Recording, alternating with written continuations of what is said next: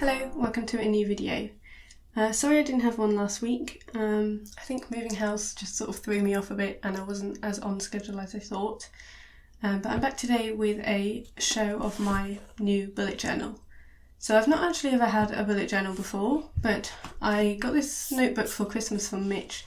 It's from Notebook Therapy, and I actually had a few Instagram ads, so I did know of this brand and I was tempted to buy one.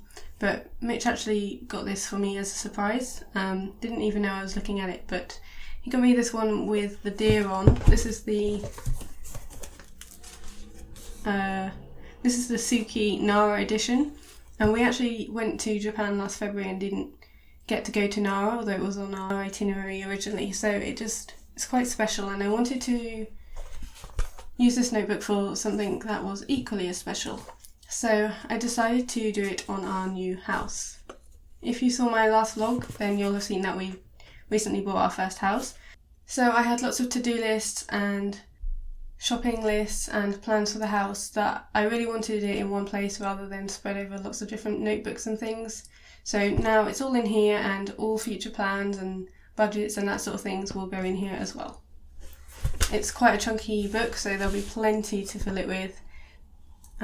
And it's also really nice paper quality. It's quite thick and dotted, which is really helpful for when I'm putting in my to-do lists and putting in little check boxes. And it's also got a little pouch at the back and ribbons, and it's just really nice quality. I'm really impressed actually. So let's go ahead and show you through it.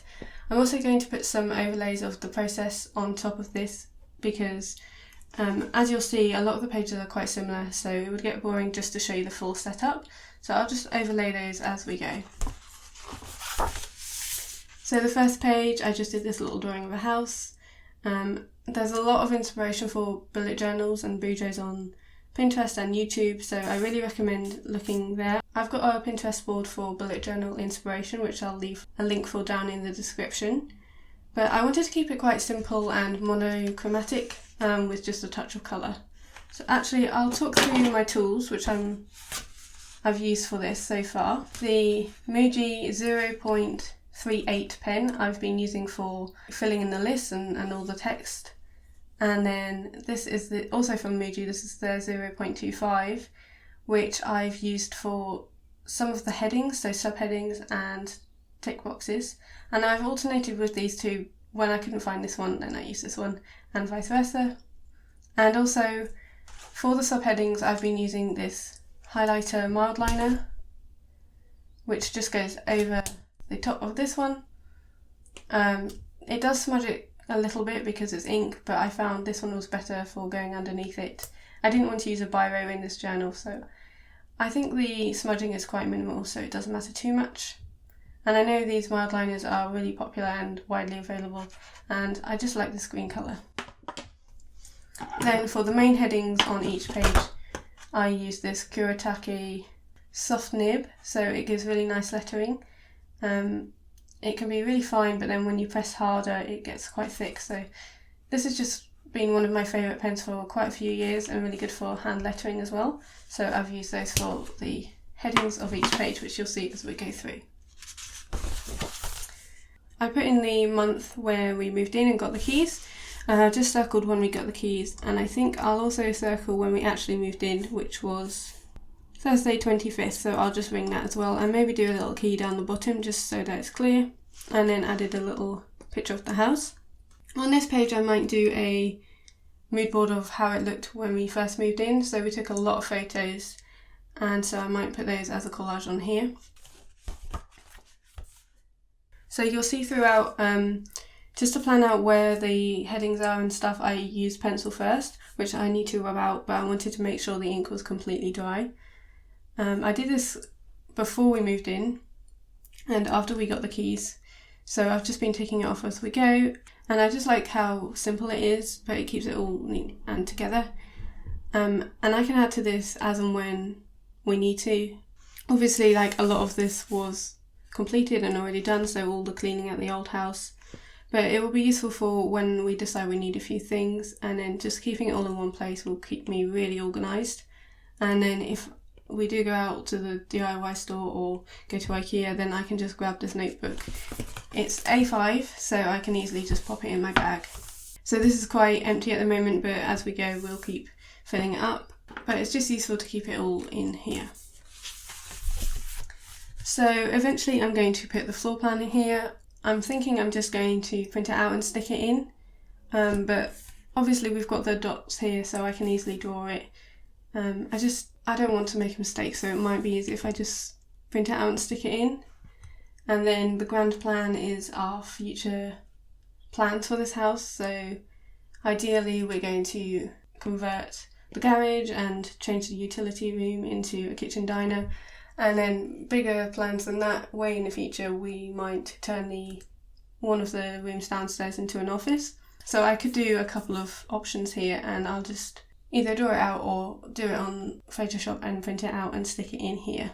And these little sticky notes are from Japan, and I've just put those in there just to remind me before I did the headings of what I was going to put here. So this is the start of the main part of the bullet journal, which will go through each room. So I cut out a lot of these pictures, which I just collaged on in Photoshop and took from my Pinterest boards.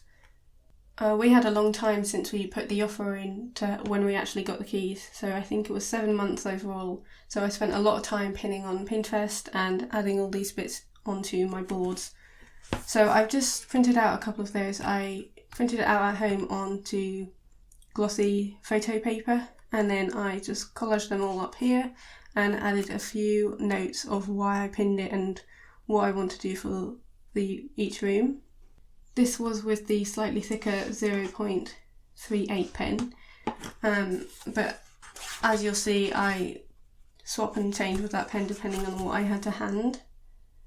And I can just fill in these. I have got a notebook which we wrote down a huge to-do list, but I can't find it at the moment, so when I do find it I'll continue filling this in, and as we go we can just keep adding to it. There's plenty of space to add to it when we think of it. So this is the spread for the lounge. We've got the plasterer in a couple of weeks to redo the fireplace, and then we can really put our stamp on the lounge, because at the moment we haven't done anything with it. But I really like the look of the shelves and the inbuilt units, so we're definitely going to be doing that. You can see I've got those in quite a few of them. The plan is to have like pattern wallpaper behind the shelves and then a coloured fireplace, because I don't want it like too in your face, but I really like the idea of having a bit of pattern into the lounge. So that's the plan for that, and I just really like the way that it just gives a really clean snapshot. And I've always loved a mood board, even before Pinterest was a thing, of, you know, cutting out from magazines and stuff. So it felt really nice to do this, and I don't always want to be on my phone, so just having it in here just gives a really quick snapshot of what our plans are. So same for the bedroom. I really want to do this panelling on the wall. I think it looks really smart, and I know it's been quite popular, certainly in like the last year or so, to DIY at home, and I think it just looks really effective and makes it look really smart. So that's the plan for the bedroom, I think. And I just really like this aesthetic. I like the clean, and you'll notice throughout, and if you do follow me on Instagram, that we've gone for a really white base, so it just feels really clean and fresh now. So yeah, I've just added in a few notes again, and then a to-do list. Same for the office. I'm actually really struggling with the office. I don't really know where to start. We have painted it, which is actually a similar colour to this. And you can see the behind the scenes, and I do like house updates each week on Instagram, which I've saved to my highlights if you did want to see our like DIY as we go through, because I probably won't be including it in any vlogs. I think the house vlog last week was probably like the main DIY vlog that I'll ever do on this channel.